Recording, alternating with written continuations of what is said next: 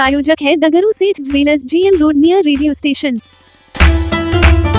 दरभंगा के राज परिसर में स्थित डॉक्टर नागेंद्र झा स्टेडियम में राजकुमार शुभेश्वर सिंह मेमोरियल फुटबॉल प्रतियोगिता का हुआ समापन। विजेता टीम को बिहार सरकार के मंत्री ने किया पुरस्कृत। राजकुमार शुभेश्वर सिंह की 79वीं जयंती के अवसर पर राज परिवार के द्वारा उनकी याद में मेमोरियल फुटबॉल टूर्नामेंट 2025 का आयोजन किया गया था, जिसका समापन रविवार को दोपहर 2:30 बजे किया गया। इस टूर्नामेंट में जहां राजा बहादुर विश्वेश्वर सिंह फुटबॉल क्लब दरभंगा एवं रामबाग रॉयल्स दरभंगा के बीच फाइनल मुकाबला खेला गया। वहीं खास बात यह है कि पहली बार इस मैदान में कई गणमान्य एवं शिक्षाविदों का अतिथियों के रूप में आगमन हुआ। स्वागत भाषण करते हुए कुमार कपिलेश्वर सिंह ने कहा कि राज परिवार हर ऐसे शैक्षणिक और सकारात्मक कार्यों के लिए कटिबद्ध है और ऐसे कार्य में सरकार और आम जनमानस का सहयोग होना चाहिए, तभी कोई भी कार्यक्रम को सफल बनाया जा सकता है।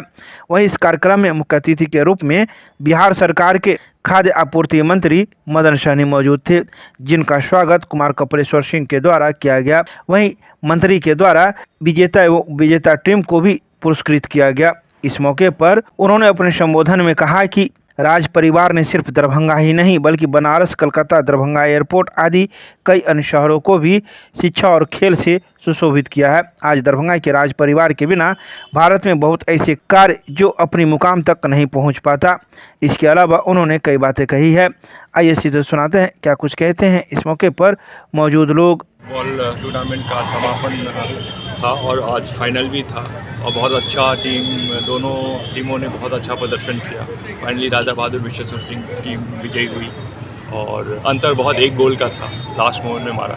बहुत अच्छा कार्यक्रम। देखिए, हम चाहते हैं जो देखिए ये जो ग्राउंड है यहीं से फुटबॉल फेडरेशन की बोल सकते हैं यहीं से जन्म हुआ और हमारे जो ग्रैंडफादर थे सचिव भी थे इंडियन फुटबॉल टीम फेडरेशन के, और यहीं से कहा जाए यहीं से जनक है यही ग्राउंड। हम चाहते हैं जो भी था, हम जैसे पहले भी बोले रिवाइवल करना चाहते हैं और स्पेशली हम टूरिज़्म पे और स्पोर्ट्स पे ज़्यादा स्ट्रेस दे रहे हैं, जो जिससे मतलब रोज़गार भी होगा, एक इंफ्रास्ट्रक्चर भी बढ़ेगी और लोगों को एक उत्साह होना चाहिए। मुझे लगता है जो उत्साह की कमी है यहाँ पे, एक जोश होना चाहिए। बच्चों में देख रहे हैं पूरा एकदम फेस्टिवल मूड है, सब खुश हैं। ये 2 घंटे से चल रही है और किसी ने ना मोबाइल देखा, किसी ने वो किया। मैं वही चाहता हूँ डिस्ट्रैक्शन हो, मोबाइल नहीं देखे लोग।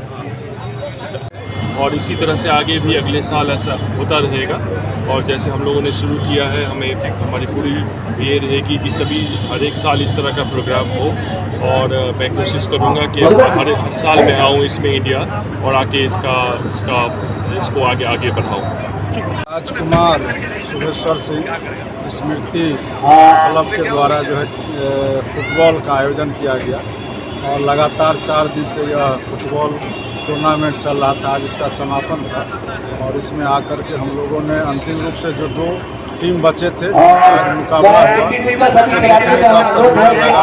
लगातार खेल का प्रदर्शन हम लोगों ने किया। टीम को जीते हैं, जो टीम जीते हैं उनको जो कुमार कपिलेश्वर सिंह के द्वारा 1 लाख रुपया प्रथम पुरस्कार के रूप में और 51,000 रुपया जो है द्वितीय पुरस्कार के रूप में प्रदान किया गया है। इसमें हमें भी आमंत्रित किया गया था और झंझारपुर के जो सांसद है दोनों यूनिवर्सिटी के VC और बहुत सारे गणमान्य व्यक्ति यहाँ आए हुए थे और अच्छा खेल का आयोजन किया गया है। खेल प्रेमियों की भी अच्छा संख्या थी। दरभंगा में हम खुशी है इस तरह का जो है फुटबॉल का आयोजन किया जाता है और खेल को बढ़ावा दिया जाता है।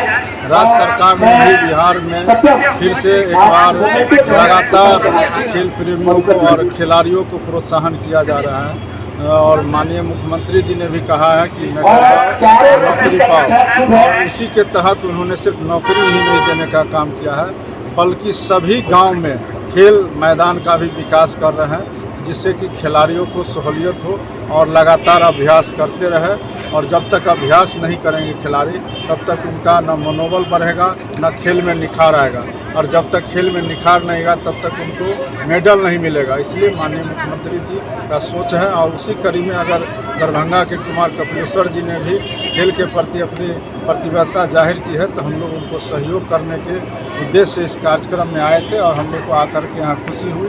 उन्होंने अच्छा खेल का आयोजन किया। डीएमसीएच के गैनिक विभाग में लगी आग, काफी मशक्कत के बाद आग पर पाया गया काबू, मरीजों में मची अफरा तफरी। उत्तर बिहार की लाइफलाइन कही जाने वाली डीएमसीएच के गैनिक विभाग में इमरजेंसी वार्ड में आग लगने से अफरा तफरी की स्थिति मच गई। आग लगने के कारण गैनिक विभाग में इलाजरत मरीजों को लेकर परिजन सुरक्षित स्थानों पर भागने की कोशिश में जुट गए। बताया जाता है कि गैनिक विभाग के बगल वाले रूम में एक फ्रिज में शॉर्ट सर्किट की वजह से काफी तेज धुआं निकलता देख मरीजों ने इसकी जानकारी अस्पताल प्रशासन को दिया। अस्पताल प्रशासन ने अग्निशमन विभाग को घटना की जानकारी देकर आग पर काबू पाने की कोशिश में वहां तैनात कर्मियों ने मरीजों के परिजनों के सहयोग से आग पर काबू पाया जा सका। घटना के संबंध में बताया जाता है कि गैनिक विभाग के एक फ्रिज में वैक्सीन रखा हुआ था, जिसमें आग लगने के कारण पूरे भवन परिसर में धुआं फैल गया। ड्यूटी पर तैनात सिस्टर इंचार्ज के मौजूद नहीं रहने के कारण वार्ड का ताला तोड़कर आग पर काफी मशक्कत के बाद काबू पाया जा सका। इस दौरान फ्रिज में रखे सभी कीमती वैक्सीन जलकर बर्बाद हो गए। तो वहीं इस संबंध में डीएमसीएच के ऑर्थो विभाग में तैनात स्वास्थ्य प्रबंधक संतोष कुमार ने रविवार को शाम 4 बजे बताया कि आग लगने की जानकारी उन्हें मरीज के परिजनों से मिली थी कि लेबर रूम के बगल में काफी तेजी से धुआं निकल रहा है। जब वो आकर देखे तो उस रूम का ताला बंद मिला और ऑन ड्यूटी तैनात सिस्टर इंचार्ज भी गायब थी। इसके बाद उन्हें रूम का ताला तोड़कर देखा तो एक फ्रिज में आग लगा हुआ था और परिजनों के सहयोग से आग बुझाकर उसे बाहर निकाल कर रख दिया गया। आइए सीधे सुनाते हैं क्या कुछ कहते हैं इस मौके पर मौजूद लोग। फ्रिज में आग लगा, ठीक है। फ्रिज यहाँ पर रखा हुआ था, कोई निकालने वाला नहीं था, ताला तोड़ के उसको फ्रिज को निकाल के बाहर किया गया। हम इतना देखे हैं, ठीक है।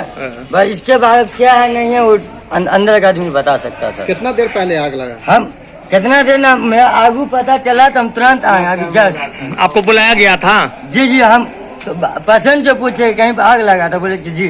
तब हम दौड़े दौड़े आए थे, यहाँ का ताला तोड़े तो वो फ्रिज को बाहर निकाला। आप डीएमसीएच में एम्प्लॉय हैं क्या? नहीं सर। तो फिर आप कैसे आए? पब्लिक है। हम पब्लिक के नाते आए थे। जी। क्या नाम हुआ आपका? MD अकरम। कौन से बिल्डिंग में आग लगा था? इसी में, ये सामने में लगा हुआ है, इसमें फ्रिज रखा हुआ था। ठीक। गार्ड साहब हमको कॉल किए महेश जी, तो महेश जी के कहने पे कि एमसीएच के बगल में लेबर रूम में आग लग गई। तो हम 102 वाले को कॉल किए, 102 पर अग्निशामक वाले को, तो बोले कि 5 मिनट के बाद आप कॉल कीजिएगा, 2 मिनट के बाद। तो फिर हम लोग अपना यहाँ पर आके अपने तरीका से जो हम लोग से उपलब्ध हुआ, अग्निशामक यहाँ पर उपलब्ध था, दोनों अग्निशामक लेके हम लोग गेट का ताला तुड़वाएं। ताला का चाबी एट ए टाइम हम लोग को नहीं मिला। सिस्टर इंचार्ज के पास ताला का चाबी था, वो लेके कहीं गई हुई, एट ए टाइम हम लोग को नहीं मिला। फिर हम लोग जो है ताला तुड़वा के हम और महेश जी और यहाँ का जो भी कर्मचारी है सब मिल के आग को काबू पाए। किस चीज में आग लगी? शॉर्ट सर्किट से लगी थी, ठीक है। वहाँ अंदर में फ्रिज था, फ्रिज में लाइन दिए हुआ था, टीका लगने वाला फ्रिज में जो है उसको ठंडा करने के लिए लाइन दिया हुआ है, उसी में शॉर्ट सर्किट में आग लगी। क्या अंदर में कोई सामान वगैरह भी कुछ भी था? कुछ जो है उसमें कुछ टीका का भाइल वगैरह सुई वगैरह रहा होगा, और उसको जो है हमेशा ठंडा रखना पड़ता है, इसीलिए लाइन देना पड़ता है उसका, इसलिए लाइन उसका चालू। कितनी की क्षति हुआ? क्षति के बारे में हम आकलन नहीं कर सकते। क्या यहाँ का कितने बजे आपको सूचना? यहाँ के हम हेल्थ मैनेजर हैं ऑर्थोपेडिक के, यहाँ के अतिरिक्त प्रभारी। कितने बजे आपको सूचना मिली? आप कितना सूचना हमको लगभग 5 मिनट पहले मिली। हम अपना ऑर्थो डिपार्टमेंट में थे, मेरा यहाँ अतिरिक्त प्रभार है, वहाँ से आप बस 5 मिनट में यहाँ जस्ट पहुँचने के बाद हम लोग अपना जो है इसके बदौलत जो करना पड़ता है उचित कार्यवाही अपने स्तर से हम लोग करते हैं। सामान के अलावा कोई क्षति नहीं ना? नहीं, सामान के अलावा कोई क्षति नहीं। अभी क्या पोजीशन है? अभी ठीक है, आग पे काबू पा लिया गया। क्या नाम हुआ? संतोष। 100 वर्ष का हुआ दरभंगा मेडिकल कॉलेज जश्न के साथ मनाया जा रहा है शताब्दी समारोह।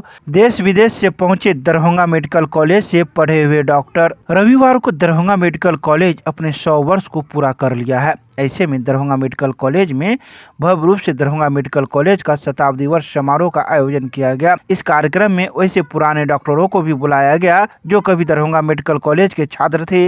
यही वजह है कि देश के अलावा विदेश से भी कई डॉक्टर इस शताब्दी समारोह में हिस्सा लेने के लिए दरभंगा पहुंचे और पुरानी यादों को न सिर्फ ताज़ा किया बल्कि अपने कुछ पुराने मित्रों से मिलकर खुशी का इजहार भी किया। आज के समारोह की शुरुआत ध्वजारोहण के साथ की गई।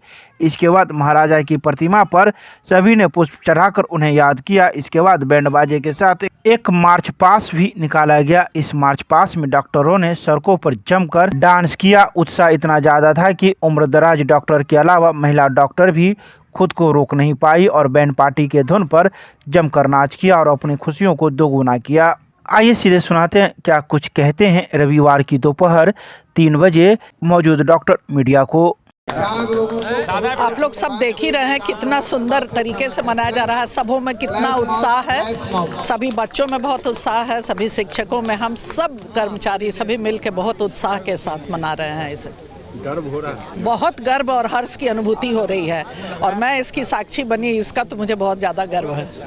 बहुत लोग बाहर से भी आए होंगे। बहुत लोग बाहर से आए हैं, देश विदेश, देश के कोने कोने से आए हैं और विदेश से भी बहुत पूर्ववर्ती छात्र छात्राएं सब आए हैं। सब अपने पुराने वातावरण में आके बहुत खुश हैं, बहुत उल्लास के साथ मना रहे हैं। आगे कहाँ देखना चाहते हैं टीएमसी? बहुत ऊपर, सपनों से बहुत ऊपर।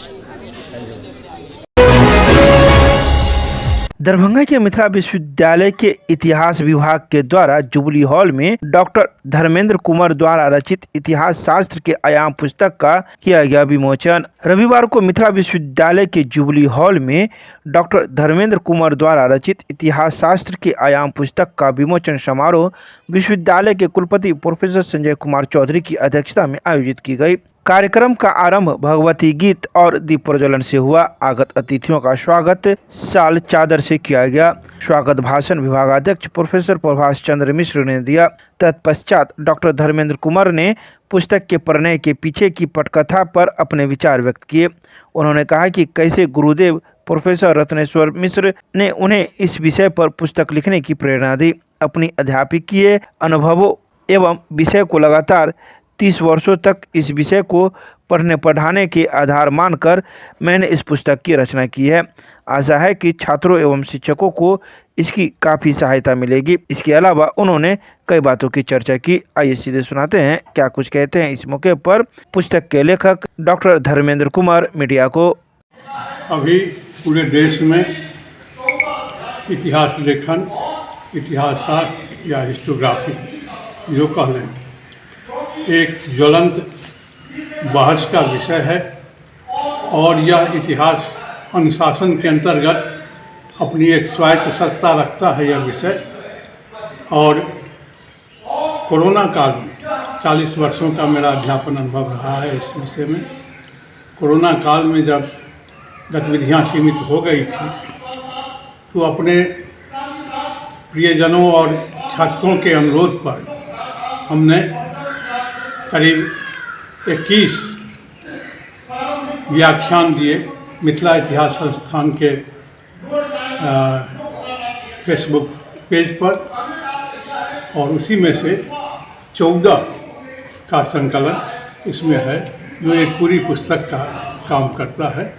यह इतिहास के छात्रों के लिए, इतिहास के गवेषकों के लिए और साथ ही साथ इतिहास में रुचि रखने वाले तमाम ऐसे लोगों के लिए जो इतिहास शास्त्र पर, हिस्टोग्राफी पर या फिर मिथिला के इतिहास पर अध्ययन करना चाहते हैं, ऐसे अध्येताओं के लिए यह पुस्तक उपयोगी है, उन्हीं पर केंद्रित है जो इसका लाभ उठा सकते हैं। कौन सी किताब? शास्त्र के आयाम।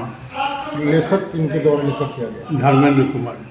कुलपति प्रोफेसर संजय कुमार चौधरी जी। इतिहास के राष्ट्रीय स्तर के ख्यात इतिहासकार प्रोफेसर रत्नेश्वर मिश्र जी। बुद्धिजीवी विद्यानंद झा जी और वरिष्ठ इतिहासकार अवनेंद्र कुमार झा जी, ये प्रमुख लोग आज हैं। Thank you sir. Thank you.